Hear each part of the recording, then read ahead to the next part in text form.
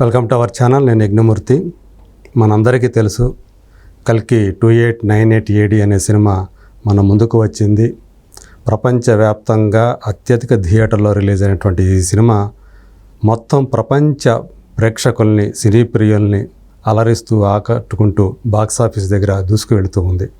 అయితే ఈ సినిమాలో ఒక సైన్స్ ఫిక్షన్ ఫిల్మ్గా దర్శకుడు ఏదైతే నాగశ్విన్ మన ముందుకు తీసుకువచ్చాడో, ఈ సినిమాలో కల్కి అనే ఏదైతే ఆ పాత్ర చుట్టూ ఈ సినిమా కథ తిరుగుతుందో దానికి సంబంధించినటువంటి కొన్ని అంశాలు చర్చనీయాంశమయ్యాయి, కొంత వివాదాలకు కూడా దారితీశాయి. ఎందుకంటే మనందరం చదువుకున్నది భాగవతం ప్రకారం కానీ కల్కి పురాణం ప్రకారం కానీ,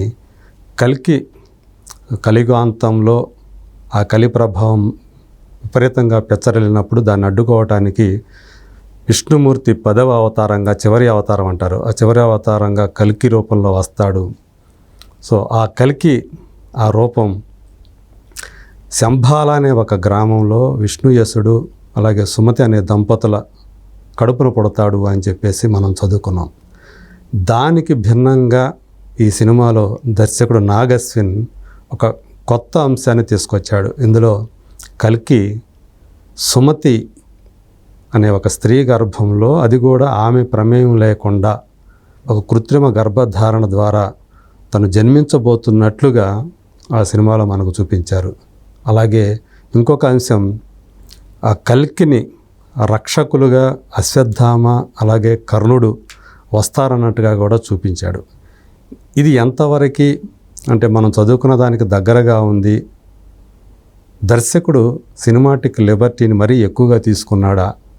ఈ అంశాలు మనతో చర్చించడానికి ప్రముఖ జ్యోతిష వాస్తు శాస్త్ర నిపుణులు, ఆధ్యాత్మికవేత్త నానాజీ పట్నాయక్ గారు ఉన్నారు. సో ఆయన ఏమంటారో తెలుసుకుందాం. నమస్కారం నానాజీ గారు. శ్రీమాత్రే నమః. సో మీరు కల్కి సినిమాని చూశారు? మీరు చూశానండి, మొదటి రోజే చూశాను. ఓకే, సంతోషం. సో ఇప్పుడు ఏదైతే ప్రధానంగా అసలు విష్ణుయసుడు అనే పాత్రే లేకుండా ఆ కల్కి అనే పుట్టుకకి ఎలా జరగబోతుంది అనేది మనకి ఈ సినిమాలో చూపించారు. ఇంకా కల్కి జననం అయితే చూపించలేదు. దీన్ని ఎలా చూడాలంటారు మనం? అంటే ఆమె మీరు చూశారు, యాక్చువల్గా సుమతి అనే ఆమెకి తన పేరు కూడా తెలియదు. దీంట్లో వాళ్ళు ఏదో ఒక పేరు పెట్టుకుంటారు, SUMAT అని.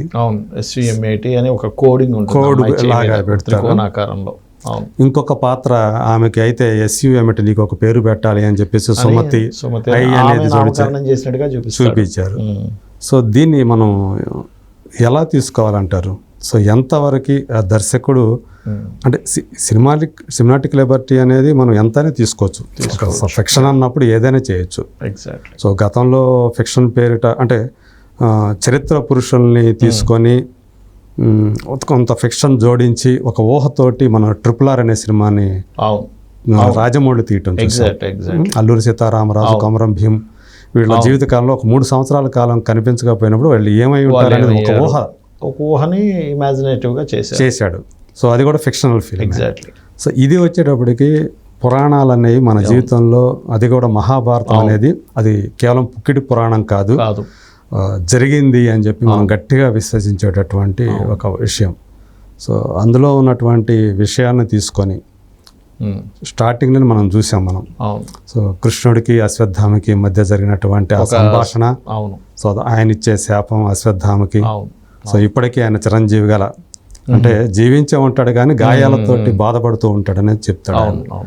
సో దీన్ని ఇప్పుడు ఈయన చూపించిన దాన్ని అంటే మీకు తెలిసినంతవరకు, మీకు అవగాహనంత వరకు ఈ అంశాన్ని ఎలా చూడాలంటారు? ఈ సినిమాలో చూపించింది. చాలా మంచి ప్రశ్న వేశారండి. ఇక్కడ ఏంటంటే ఫస్ట్ ఆఫ్ ఆల్ మీరు సినిమా తీసేటప్పుడు ఈ పురాణాలు కాకుండా వేరే ఏది తీసినా మీరు ఇష్టం వచ్చినట్టుగా మీరు దాన్ని తిప్పుకోవచ్చు. మీరు ఒక కథని క్రియేట్ చేసి, పురాణాలు అందులో ముఖ్యంగా మహాభారతం కానీ రామాయణం కానివ్వండి, అందులో ఉండేటువంటి పాత్రల గురించి చెప్పేటప్పుడు మాత్రం పర్ఫెక్ట్గా మనకి ఏది ఉందో దాన్నే చెప్పాలి. ఇలాంటిది ఈ ఒక్క సినిమాని కాదు, మనకి గతంలో కూడా చూసుకుంటే మాయాబజార్ మొత్తం కూడా కల్పితమే. అసలు మహాభారతంలో మనం లేని ఘట్టాలు చాలా ఉన్నాయి, అందులో కల్పించారు. అలాగే మనకి పాత రామాయణాల్లో కూడా లక్ష్మణ రేఖ అనేటువంటిది అసలు లేదు, మన వాళ్ళు క్రియేట్ చేశారు. లక్ష్మణ రేఖ కానివ్వండి, అదేవిధంగా మనకి మహాభారతంలో చాలా అంశాలు అదేది మన దుర్యోధనుడు ఆ పాంచాలి నవ్వినట్టుగా, అసలు నిజంగా రామాయణ మహాభారతంలో తీసుకుంటే అసలు పాంచాలి ఎక్కడ నవ్వదు, అసలు అక్కడ ఉండదు అసలు. నవ్వినట్టుగా అది వచ్చేసి ఇక్కడ అతను బాధపడినట్టుగా మయసభ అనేది ఉంది కదా, మయసభ ఉంది, అక్కడ పడతాడు, అక్కడ అంతా జరిగింది. కానీ అతను ఈర్షతో వచ్చి ఇక్కడ చెప్తాడు, కానీ అక్కడెక్కడ ద్రౌపది మన పాంచాలి అక్కడ ఏమీ వచ్చి నవ్వదు. అక్కడ నిజమైనటువంటి మహాభారతం చదివితే అందులో ఎక్కడ కూడా పాంచాలి వచ్చి నవ్వడం, అసూయపడ్డ అట్లా ఏం లేదు అసలు. మరి వీళ్ళు జోదంలో ఓడిపోయినప్పుడు దుర్యోధనుడు ప్రధానంగా ద్రౌపది మీద కక్ష తీర్చుకున్నట్టు, అంటే ద్రౌపది వస్త్రాపహరణం వెనుక ఉన్న కథగా మనకు అదే చెప్తారు కదా. ఇక్కడ కూడా మీకు ఇంకో విషయం చెప్తాను. యాక్చువల్గా దుర్యోధనుడు ఎక్కడా కూడా ఆమె వస్త్రాలను తీయమని చెప్పలేదు, కర్ణుడు తీయమని చెప్పాడు. మహాభారతం చదివితే కనుక స్పష్టంగా కర్ణుడే తీసుకొచ్చి ఆమె వస్త్రాలను తీయమని చెప్తాడు. ఓకే, నిజమైనటువంటి మహాభారతం చదివితే, వ్యాస మహాభారతం చదివితే కానీ ఇవన్నీ మధ్యలో వచ్చాయి. ఇవన్నీ కూడా ఓకే, ఇవన్నీ కూడా మిగతా కవులు రచయితలు కల్పించినటువంటి అంశాలను కల్పించారు ఇవన్నీ కూడా. అయితే ఇక్కడ ఏంటంటే మనం అర్థం చేసుకోవాల్సిన విషయం, ఫస్ట్ ఈ కల్కి అనే ఒక పేరు పెట్టుకున్నారు ఈయన. అవును, దీనికి కల్కి పురాణము అని చెప్పలేదు, ఇంకా ఒక రకంగా అదృష్టం. పురాణం అంటే ఇదే నిజం అనుకునేవారు. అయితే ఇతని కాన్సెప్ట్ ఏంటంటే, నేను అనుకోవడం వరకు ఇప్పుడు ఎట్లాగో మనం చూడండి ఐయుఐలు IVFలతో సంతానాన్ని పొందుతున్నారు. అవును, ఇది ఇంకొక కొన్ని వందల సంవత్సరాల తర్వాత ఫార్ములా బేస్డ్గా పిల్లలు పుడతారు, మనుషులు పుడతారు అనేటువంటి తర్వాత ఇమాజినేషన్ అయి ఉండొచ్చు మేబీ. కానీ ఎక్కడా కూడా కలిగి పురాణంలో ఉన్నటువంటి అంశాన్ని మార్చకూడదు. ఎవరితో అయితే జన్మించారో వాళ్ళతో జన్మించినట్టుగానే చూపించాలి. ఎందుకంటే నెక్స్ట్ జనరేషన్స్ అలా అనుకునే ఛాన్స్ ఉంటుంది. మెయిన్ కాన్సెప్ట్ని ఎక్కడా మీరు మార్చకూడదు, అది మెయిన్ మిస్టేక్ అక్కడ. అసలు అట్లా చేయకూడదు నన్ను అడిగితే మాత్రం. అంటే ఈ సినిమా చూసి ఇప్పటి జనరేషన్ అంతా కూడా కలికి ఇలా జన్మించే అవకాశాలు ఉన్నాయని అనుకుంటారు కదా, అలా పుట్టబోతున్నాడని. ఇప్పుడు సినిమాలు చూసిన పిల్లలందరూ కూడా అప్పుడు లక్ష్మణ్ రాయ్ గీసాడే లక్ష్మణుడు అని అనుకుంటారు. దాని మీద ఒక అది కూడా వచ్చేసింది, ఏది బొద్దింకల్ది. అవును, దానికి ఆ పేరు పెట్టేసి కూడా చేస్తున్నారు. కానీ నిజంగా లేదు అసలు, లక్ష్మణ్ రాయకే లేదు అసలు రామాయణంలో. అయితే ఎప్పుడూ ఈ పురాణాలని, రామాయణ మహాభారతాలని, ఇతిహాసాలు అంటారు వీటిని. అంటే ఇది ఇలాగే జరిగింది, ఇది కథ కాదు అని చెప్పడానికి ఇతిహాసం అంటారు వీటిని. అందుకని ఇవి పక్కా ఇలాగే జరిగాయి. దీంట్లో మనకి స్వర్గీయ ఎన్టీ రామారావు గారు కూడా దానవీర సూరకర్ణ అనేటువంటి ఆ సినిమాలో కూడా ఈ కర్ణుణ్ణి వీళ్ళందరినీ గొప్పవాళ్ళుగా చూపిస్తూ కర్ణుణ్ణి చాలా హీరోలుగా చూపించారు కదా, హీరోలుగా చూపించారు. ఎందుకంటే ఆ సినిమాలో అలా చూపిస్తేనే కొంచెం జనాలు చూస్తారనేటువంటి ఒక డిఫరెంట్ యాంగిల్లో చూపించాలనేటువంటి భావంతో చేశారు. కానీ నేనేమంటానంటే ఇటువంటివి చూపించేటప్పుడు మాత్రం యాజ్ ఇట్ ఈస్గా చూపించాలి, మంచిగా చూపించాలి. ఇప్పుడు కర్ణ అనేటువంటి పేరు ఎప్పుడు వచ్చింది అతనికి అసలు? యాక్చువల్గా తన కవచ కుండలాలతో పాటు అతని కర్ణములకు ఉండేటువంటిది కూడా దానంగా ఇచ్చేశాడు కాబట్టి ఆ ఇంద్రుడు వచ్చినప్పుడు అప్పుడు వచ్చింది పేరు. అప్పటి వరకు ఆయన పేరు కర్ణుడు కాదు, కరెక్ట్గా చెప్పాలంటే. ఓకే, సినిమాలో ఫస్ట్ ఆఫ్ ఆల్ ఏంటంటే అప్పుడు ఉండేటువంటిది ఇందులో చెప్పినటువంటి అంశం, మనం కొన్ని విషయాలు అరే ఇట్లా అయిపోతుందా జనరేషన్ అనుకునేటువంటి దాన్ని కూడా మనం అర్థం చేసుకోవాలి. ఏమిటంటే ఇప్పుడు చూడండి, అక్కడ ఎందుకు అట్లా అవుతుంది? చెట్లు లేవు. అంటే మనం ప్రకృతిని ఎప్పుడైతే కాపాడలేదో, ఆ మూవీలో మీరు కనుక చూసినట్లయితే గాలి పీల్చుకోవడం కూడా కష్టంగా ఉంటుంటుంది. ఆ కాంప్లెక్స్లోనే ఉంటాయి అన్నీ కూడా తీసుకెళ్ళిపోయి.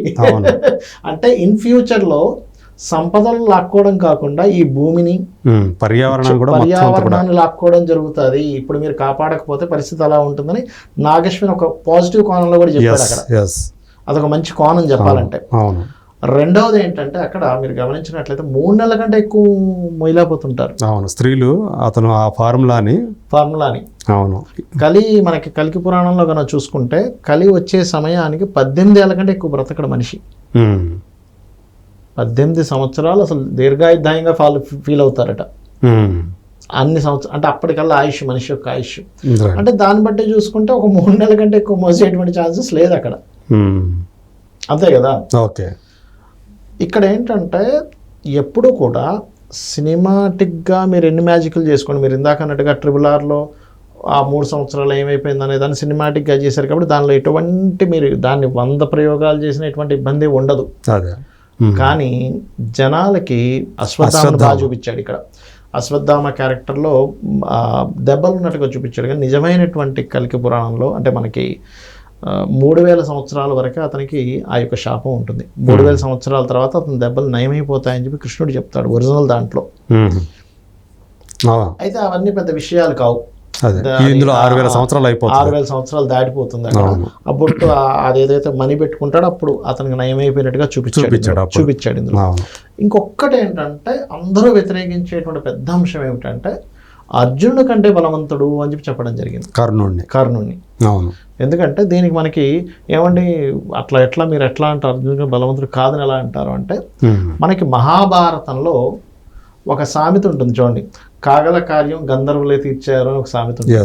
దానికి ఏమిటి అంటే మహాభారతంలో చాలా స్పష్టంగా వీళ్ళందరూ ఈ కర్ణుడిని ఈ దుర్యోధను వీళ్ళందరూ గంధర్వులు ఒక సంఘటనలో వీళ్ళని కట్టేసి నానా గందరగోళం చేస్తే ఈ ధర్మరాజు దగ్గరికి వచ్చి వీళ్ళు చెప్తారు ఇట్లా జరిగింది అంటే, ఎవరు సంథింగ్ అక్కడ క్యారెక్టర్లో కాగల కార్యం గంధర్వులు తీర్చారన్నప్పుడు ధర్మరాజు ఒక మాట అంటాడు, లేదు మనలో మనకి ఎన్ని ఘర్షణలు ఉన్నా మన మీద ఎవరైనా మన మీదకి వస్తే మనం అందరూ యుద్ధం చేయాలన్నప్పుడు అర్జునుడు వెళ్ళి ఆ యొక్క దాంట్లో కర్ణుడు పారిపోతాడండి వాళ్ళతో ఫైట్ చేయలేక.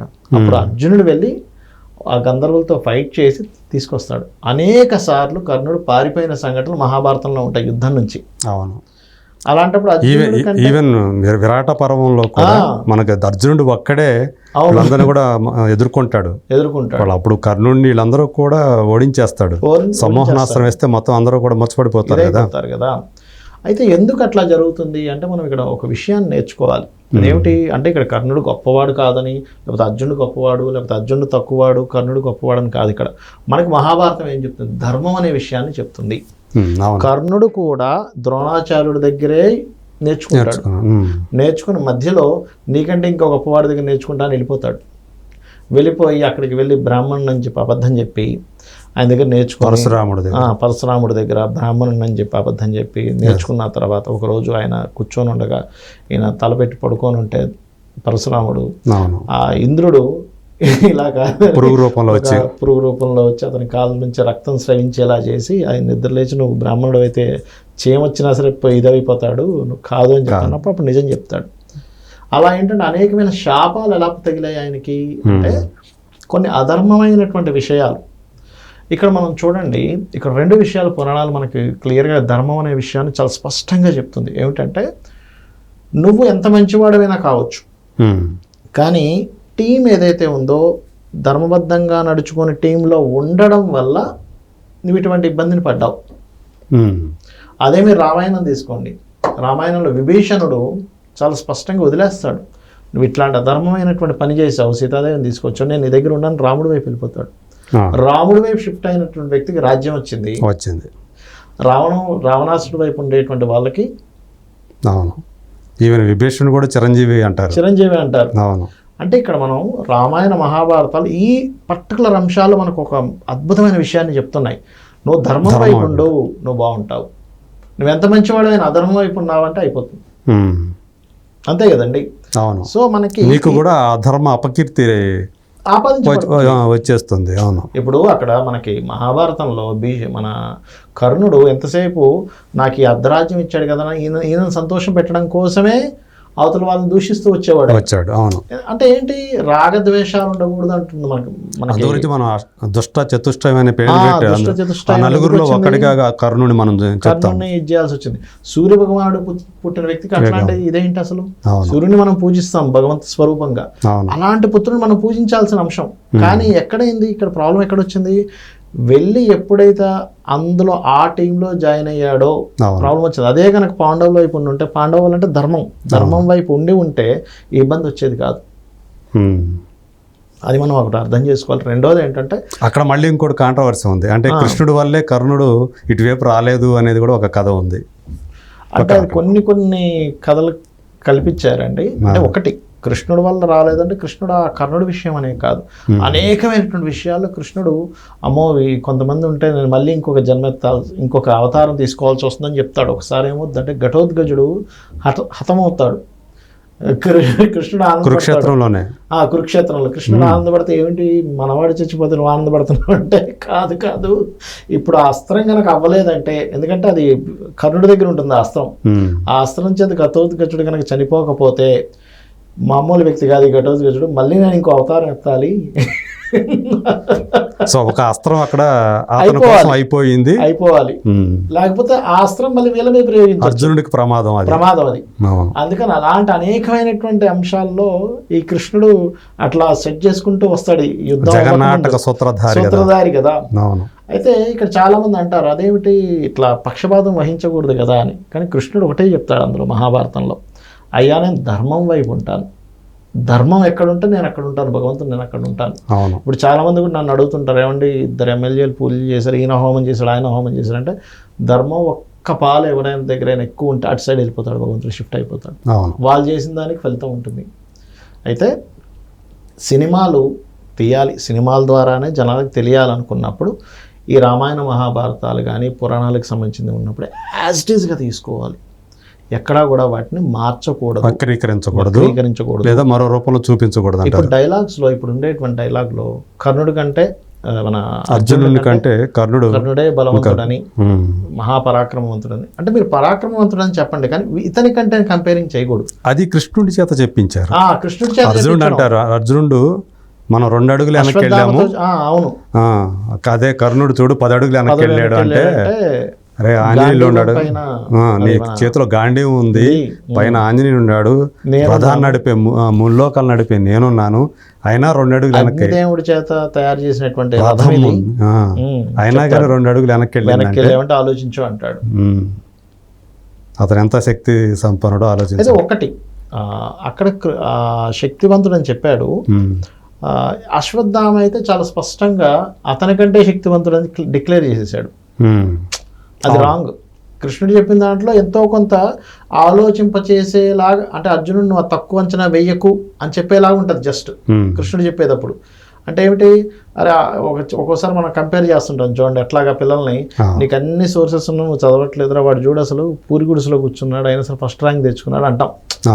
కొంతమంది తల్లిదండ్రులు కంపేర్ చేస్తుంటారు. అంటే నువ్వు ఆలోచించి ఒకసారి, ఏంటి వాడికి సోర్సెస్ లేకపోయినా అంత ఫస్ట్ ర్యాంక్ వచ్చాడు, నీకు ఇన్ని సోర్సెస్ ఉన్నా కూడా నువ్వు చదవడానికి ఎందుకు ఇబ్బంది పడుతున్నావు అంటుంటాం. అట్లా ఒక కంపారిటివ్గా కొంతవరకు అది పెద్ద ఇబ్బంది ఏం కాదు. కానీ ఇక్కడ అశ్వత్థామ మాత్రం అట్లా డైరెక్ట్గా చెప్పడం అనేటువంటిది ఇప్పుడున్న జనరేషన్స్ అది నిజం అనుకునే ఛాన్స్ ఉంటుంది. ఇక్కడ కర్ణుడు చెడ్డవాడా అర్జునుడు మంచివాడా కాదు, అసలు టాపిక్ అది కానే కాదు. నిజమేమిటి, కానీ ఏదైతే ధర్మం ఏమిటి, ధర్మం వైపు లేకపోవడం వల్ల కర్ణుడికి ఆ గతి పట్టింది, ధర్మం వైపు ఉండడం వల్ల విభీషణుడికి గతి పట్టింది అనే విషయం తెలియాలి మనకి. దట్ ఇంకొక అంశం, అశ్వత్థామది మీరు అన్నట్టు ఓకే, కానీ కల్కి మనం ఏదైతే అంటున్నామో విష్ణు 10వ అవతారం, అవును అంటే శ్రీకృష్ణుడే కదా. ఎగ్జాక్ట్లీ. సో అంటే ఆ శ్రీకృష్ణుడు విష్ణుమూర్తి ఎవరైతే సుమతి మోస్తూ ఉంటుందో ఆ రక్షకులుగా అశ్వత్థామతో పాటు కర్ణుని అవతారమైనటువంటి భైరవ వచ్చాడు అని చెప్పేసి చూపించడం. అవును, అదే సినిమాటిక్. అంటే అర్జునుడు కాకుండా అవునవునవును ఇక్కడ కర్ణుని చూపించడం అనేది అది పూర్తిగా అతని దర్శకుడు తీసుకున్నటువంటి స్వేచ్ఛ అంటారా? పూర్తిగా అంటే నేను అనుకోవడం ఏంటంటే స్వర్గీయ రామారావు గారు అప్పుడు కర్ణుని హైలైట్ చేయడం వల్లే ఆ దానవీర సూరకర్ణ అనే మూవీ బాగా హిట్ అయింది కదా. సో మనం ఇక్కడ కూడా ఈ కర్ణుని కనుక హైలైట్ చేస్తే, ఎందుకంటే సినిమా అంతా కూడా ఊరికేదో చూపిద్దామని కాదు కదా, మనీ రావాలి, రెవెన్యూ మళ్ళీ ఇదవ్వాలి. అప్పుడు ఇట్లాంటి షేడ్ ఒకటి చూపిస్తే వస్తుంది అనేటువంటి భావంతో చూపించాడని నాకు అనిపించింది. ఎందుకంటే కొంచెం సినిమా ఇది కూడా నాకు కొంచెం టచ్ ఉంది. అంటే ఒక ఫస్ట్ 15 మినిట్స్ అసలు సబ్జెక్ట్ ఏంటని చెప్పాలి. ఆ మూవీస్ చూస్తే మీకు 40 మినిట్స్ వరకు సబ్జెక్ట్లోకి వెళ్ళదు. అంత పాత్రల పరిచయంతోనే సరిపోతుంది, పరిచయం అట్మాస్ఫియర్ పరిచయం దాంతోనే సరిపోతుంది. అవును, ఒక్క రాజేంద్ర ప్రసాద్ క్యారెక్టర్ తప్పితే మిగతా ఏది కథను ముందుకు తీసుకెళ్ళదు. అసలు బోర్ వచ్చేస్తుంది, ఇదేంట్రా బాబు 40 నిమిషాలైనా ఏమి చూపించట్లేదు ఏంటి అన్నట్టుగా ఉంటుంది. సెకండ్ హాఫ్ మళ్ళీ బాధ తీశాడు. అవును, ఆ సినిమా మొత్తం మీద ఏంటంటే మెయిన్ అమితాబ్ బచ్చన్ అండి ఫస్ట్ హాఫ్కి. ఇంకా మరి సెకండ్ పార్ట్లో ఏమైనా కొంచెం ఎలివేట్ చేస్తాడేమో కానీ అమితాబ్ బచ్చన్ వల్ల నిలబడి. అవును. సో ఇప్పుడు మనమైతే ఈ కర్ణుడిని అలా చూపించడం అంటే మీరు అన్నట్టు దానవీర సూరకర్ణ ఆ సినిమా తాలూకు ఆ ఇమేజ్ ఏదైతే ఉందో కర్ణుడి మీద వచ్చినటువంటి ఇమేజ్ ఇక్కడ కూడా అంటే మీరు అర్జునుని చూపించినప్పుడు విజయ్ దేవరకొండ అనే చూపాడు, కానీ దానికి మించి కర్ణ పాత్రధారిని ప్రభాస్గా పరిచయం చేస్తున్నప్పుడు అతన్ని ఆ పాత్రను ఎలివేట్ చేసిన విధానం. అవునవును.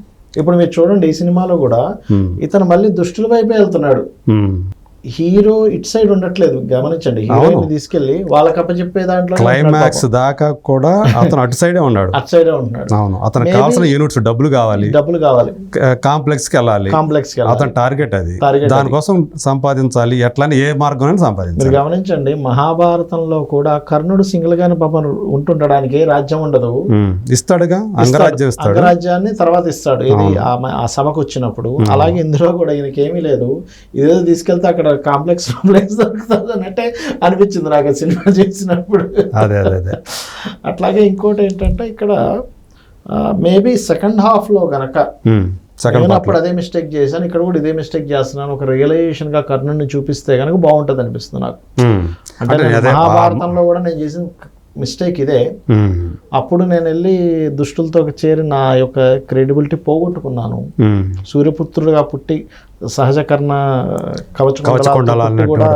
ఇట్లాంటిది పోగొట్టుకున్నాను. ఇప్పుడు కూడా ఈ మిస్టేక్ చేస్తున్నాను ఏంటంటే ఒక రియలైజేషన్ కనుక ఇవ్వగలిగితే అద్భుతంగా. మేబీ అదేమన్నా సెకండ్ పార్ట్ లో మీరు అన్నట్లు అసలు కర్ణుడు ఏంటి, ఎందుకు మళ్ళీ పుట్టాడు అంటే ఆ తప్పు వల్ల మళ్ళీ ఇక్కడ ఆ తప్పును సరి చేసుకుంటున్నాడు ఇక్కడ, కల్కికి ఒక రక్షకుడుగా ఉంటూ.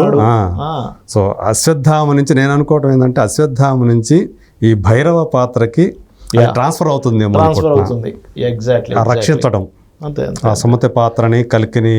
ఎందుకంటే పబ్లిక్ ప్రభాస్ విలన్ వైపు ఉండడం యాక్సెప్ట్ చెయ్యరు. పబ్లిక్ ఏంటంటే ఒక హీరోని వాళ్ళలో చూసుకుంటాడు, అవును, ఆ హీరో వెళ్ళి అట్లా అవ్వడం యాక్సెప్ట్ చెయ్యరు, అవును, అది రక్షిస్తేనే ఇదవుతుంది. అందు గురించే ఈ ఫస్ట్ పార్ట్ లో హీరో అమితాబ్ బచ్చన్ అయిపోయారు. అవునవును, ఎగ్జాక్ట్లీ. ఎందుకంటే ధర్మం వైపు నిలబడ్డాడు కూడా అమితాబ్ బచ్చన్ అయ్యాడు.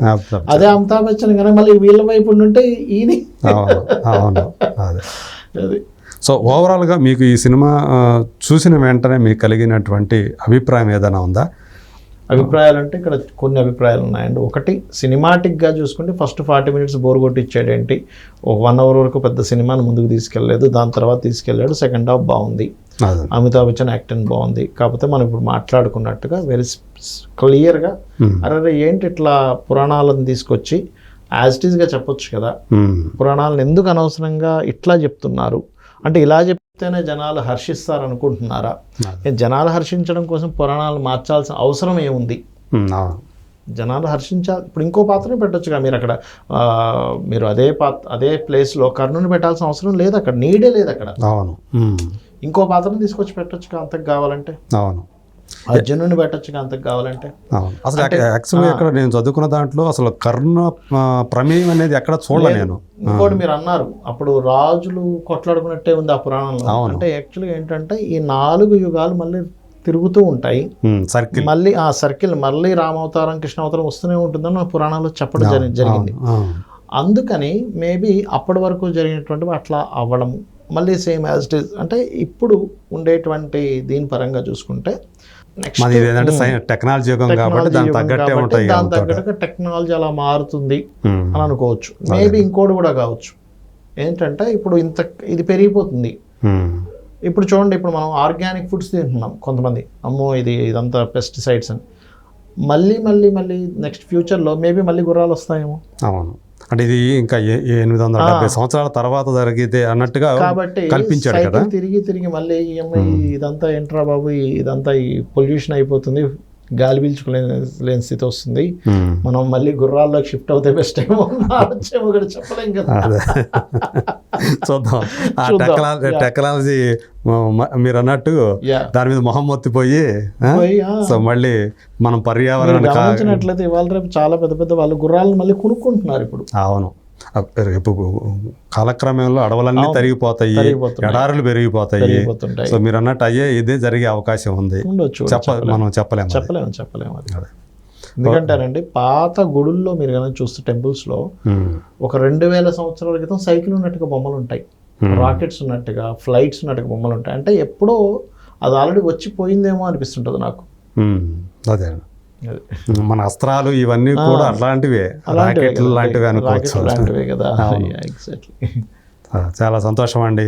సో కల్కి సంబంధించి ఏవైతే ఆ పురాణాలని ఇంటర్ప్రిటేట్ చేసి నాగశ్విన్ తీశాడో దాని మీద నడుస్తున్నటువంటి ఈ చర్చ, సో దానికి సంబంధించి అది మేము కూడా ఏంటంటే ఇది అసలు ఏముంది, కల్కి పురాణం ఏం చెప్తుంది, భాగవతం ఏం చెప్తుంది. ఎందుకంటే చాలా మంచి అంశం. ఎందుకంటే ఇప్పుడు కర్ణుడిని పాజిటివ్గా చూపించినప్పుడు మహాభారతంలోకి వెళ్తే ఆయన చేసినవన్నీ పాజిటివ్గా అనిపించే ఛాన్స్ ఉంటుంది. అవును, అంతే కదా. అవును, కర్ణుడు చాలా గొప్పవాడు అన్నప్పుడు ఆయన చేసే ప్రతి నెగిటివ్ కూడా మనం కూడా చేయొచ్చు కదా అని ఫీలింగ్ వస్తుంది ఇప్పుడు అనుకునే జనరేషన్కి. అంతే కదా. కానీ యాజ్ ఇట్ ఈస్ ఏది మంచో ఏది చెడో క్లియర్గా చూపించాలి. కర్ణుడు చేసిన మంచిని చూపించండి, కర్ణుని చేసిన చెడ్డని చూపించండి. అలాగే మీరు రామాయణ మహాభారతాలు తీసుకుంటే చాలా స్పష్టంగా అర్జునుడు ఏదైనా మిస్టేక్ చేసినా, లేకపోతే రామాయణంలో ఇంకెవరైనా మిస్టేక్ చేసినా, వాల్మీకి కానీ వీళ్ళు కానీ క్లియర్గా రాశారు, అక్కడ రాశారు. దానికి శిక్షలు కూడా అనుభవించారని కూడా అనుభవించారు. ఇప్పుడు అలా అయితే మీరు మహాభారతం చూడండి, వీళ్ళందరూ స్వర్గానికి వెళ్ళిపోతారు, వీళ్ళు నరకానికి వెళ్ళిపోతారు చాలా రాయలేదు.